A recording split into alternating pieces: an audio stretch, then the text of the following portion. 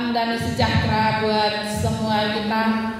Hari ini lilin ungu yang pertama dinyalakan dan akan ada 6 lilin lainnya yang akan memberi tanda kepada saya dan saudara untuk mengingatkan kita bahwa kita mulai memasuki minggu-minggu sengsara Yesus, minggu-minggu perenungan akan pengorbanan Kristus bagi kehidupan kita dan keselamatan kita.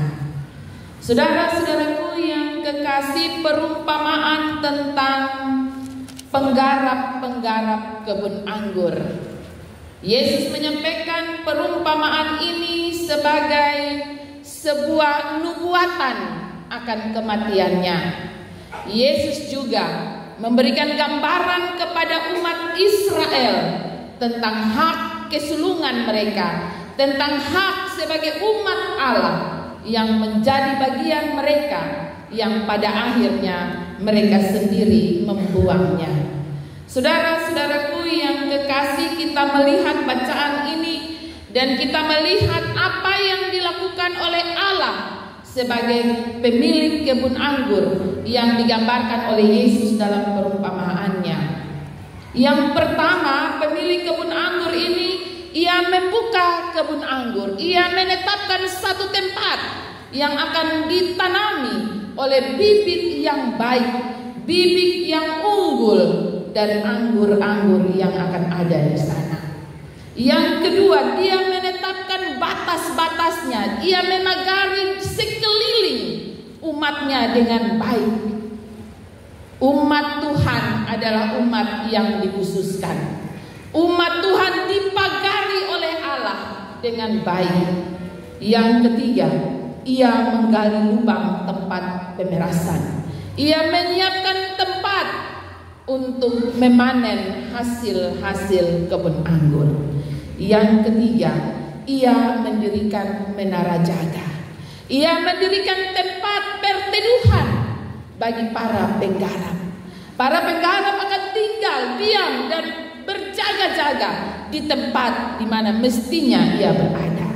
Yang keempat, kelima, ia mempercayakannya kepada para penggarap.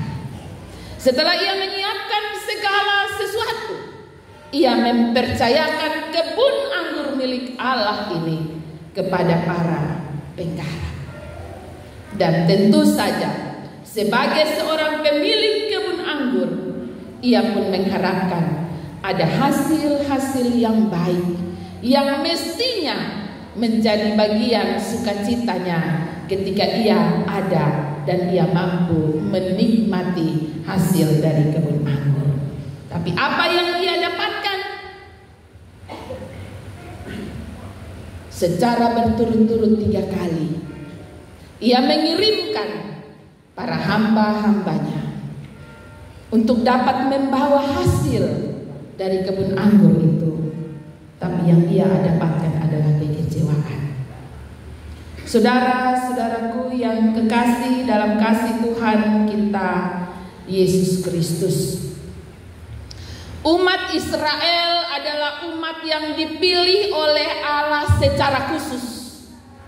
Allah menetapkan pagar di sekelilingnya sehingga tidak ada satu umat manapun yang bisa mengalahkan umat Israel.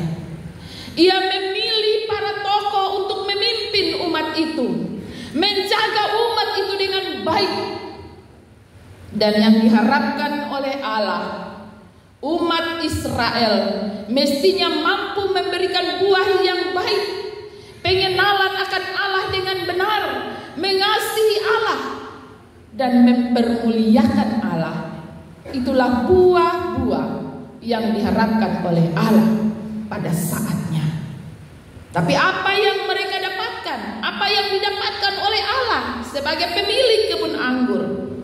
Yesus dalam nubuatannya mengatakan, ada hamba-hamba yang dikirim terdahulu, ada nabi-nabi yang dikirim terdahulu.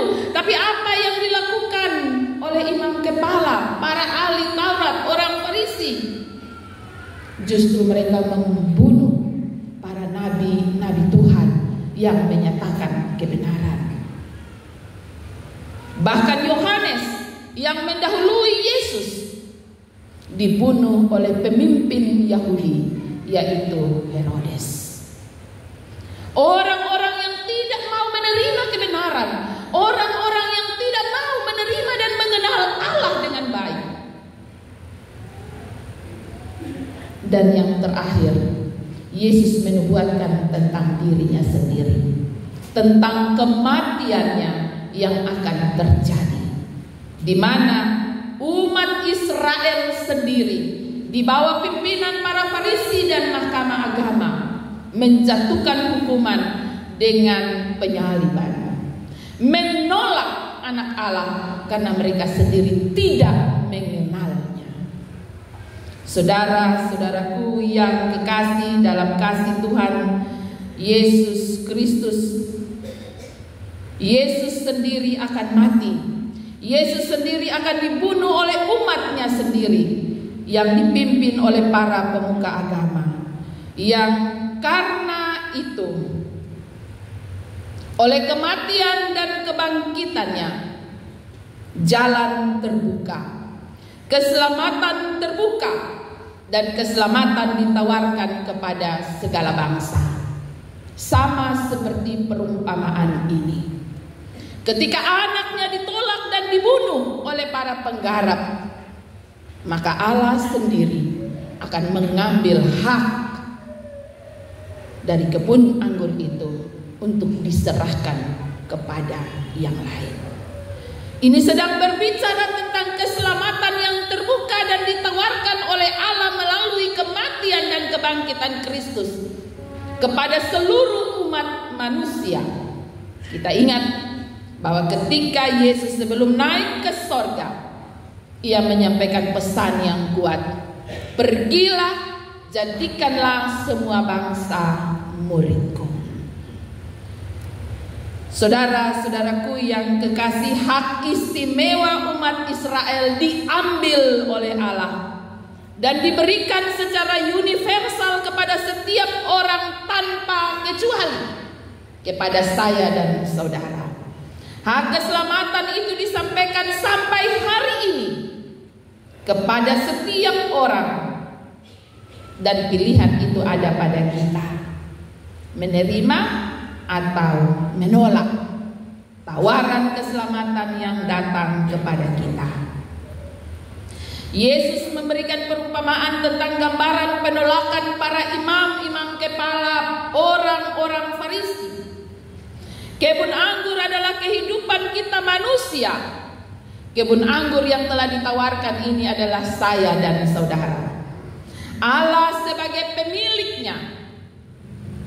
Sudahkah kita menghargai kehidupan yang Tuhan berikan kepada kita, sang pemilik kebun anggur itu? Kita diberikan banyak hal, kita diberkati dengan banyak hal, kehidupan kita dipagari dengan baik.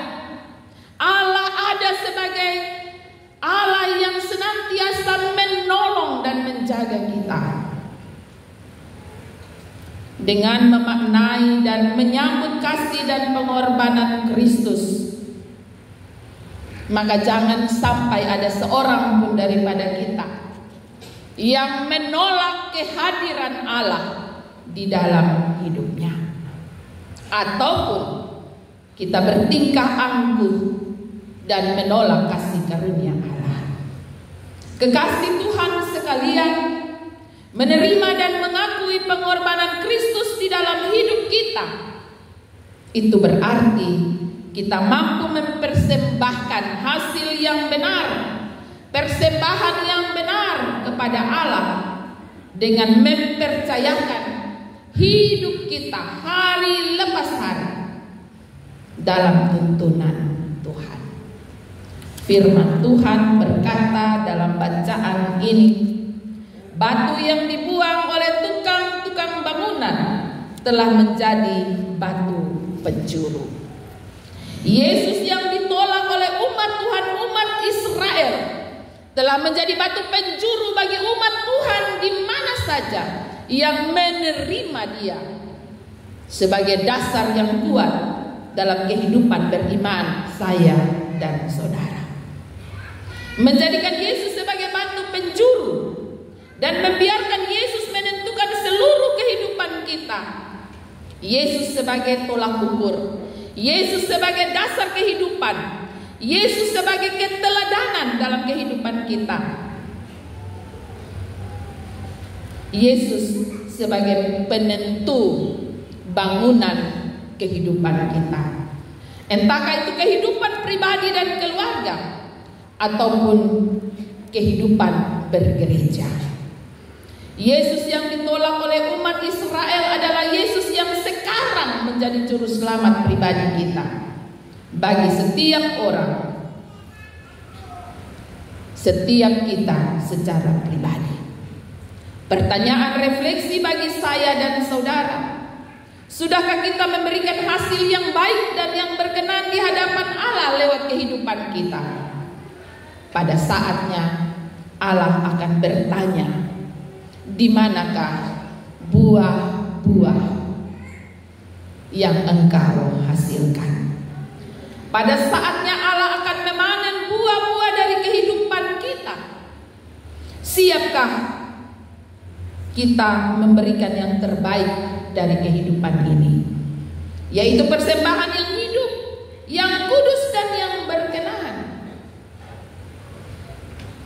Tetaplah jalani kehidupan ini dengan penuh rasa syukur, karena kita tidak sendiri. Bacaan ini menggambarkan dengan baik bahwa Yesus telah melakukan banyak hal.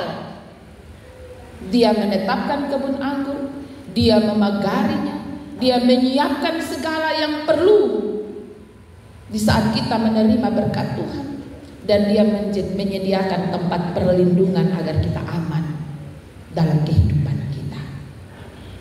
Apa yang masih kurang? Apa yang menjadi alasan bagi kita untuk tidak mampu memberikan yang terbaik untuk Tuhan, menghasilkan buah-buah kebenaran dalam hidup kita? Pertanyaan ini mestinya menjadi pertanyaan refleksi bagi kita memasuki minggu sengsara pertama ini. Kita sedang menatap kepada salib, tempat di mana Yesus harus mati agar saya dan saudara mendapatkan keselamatan. Pandanglah salib dan tanyakan pada diri kita, sudahkah kita memberikan yang terbaik untuk Tuhan sebagai buah-buah kebenaran, sebagai alasan kita mengucap syukur atas anugerah keselamatan yang telah Tuhan buat. Jalanilah hidup ini dengan sukacita, nikmatilah anugerah Tuhan selagi Tuhan masih memberikan kita waktu. Tapi ingat, saatnya akan tiba, Tuhan akan menanyakan, di manakah hasil yang telah engkau mau bawa untukku? Tuhan Yesus memberkati firman-Nya, menolong saya dan saudara untuk memahami dan mengerti akan pengorbanan